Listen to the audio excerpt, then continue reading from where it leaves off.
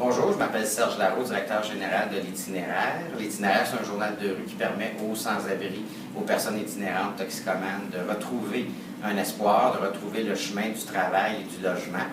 Depuis 2002, ESPLI est la subvention qui nous permet d'offrir des services d'intervention auprès de ces gens-là. Ça prend du temps avant de réussir à retrouver les habitudes, à régler les problèmes qui permettent de se maintenir en logement. Donc, l'Itinéraire offre une série de services qui, avec les années, permet aux gens de retrouver la stabilité résidentielle. C'est un service essentiel et un ESPLI qui ne serait pas généraliste ne permettrait pas à des organismes comme l'Itinéraire d'offrir de tels services. Bonjour, je m'appelle Julien-André Martineau. Je vous présente ma collègue. Geneviève Labelle.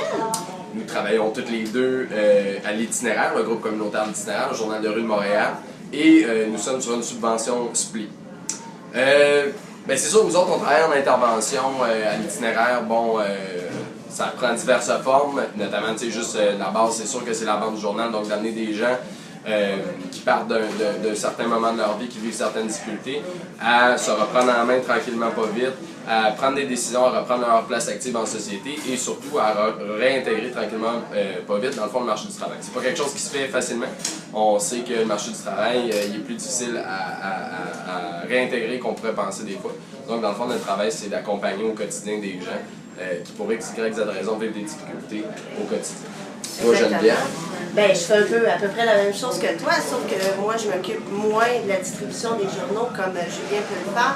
Moi, je m'occupe justement dans le quotidien des gens quand il y a des crises qui se passent, quand il y a besoin de références, quand il y a besoin d'accompagnement. Je suis avec eux pour les soutenir dans leurs difficultés. Donc, c'est ça. Moi aussi, je suis dans le quotidien des camelots. Moi, l'Itinéraire, j'ai connu le 2 février 2007.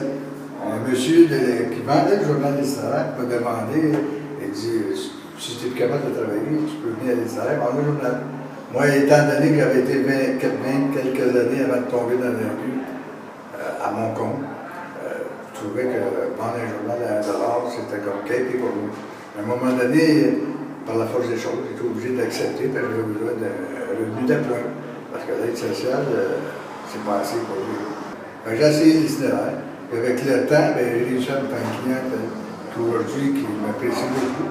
Et je pense que les 3 ans que j'ai passés à la rue, à un moment donné, tu perds un peu de tes responsabilités, de tes affaires, puis retourner dans le logement, tu as payé tes affaires, tes comptes. Puis, avec l'Itinéraire, c'est possible de faire ça. L'Itinéraire se joint aux autres organismes pour demander au gouvernement fédéral de maintenir une ESPLI généraliste, de maintenir le vœu des mouvements communautaires au Québec, d'offrir une multitude de services afin de faciliter le retour en société des personnes de la rue. Le Housing First, c'est tout mettre les œufs dans le même panier et c'est pas ça qu'on a besoin. Je donne un service à l'humanité.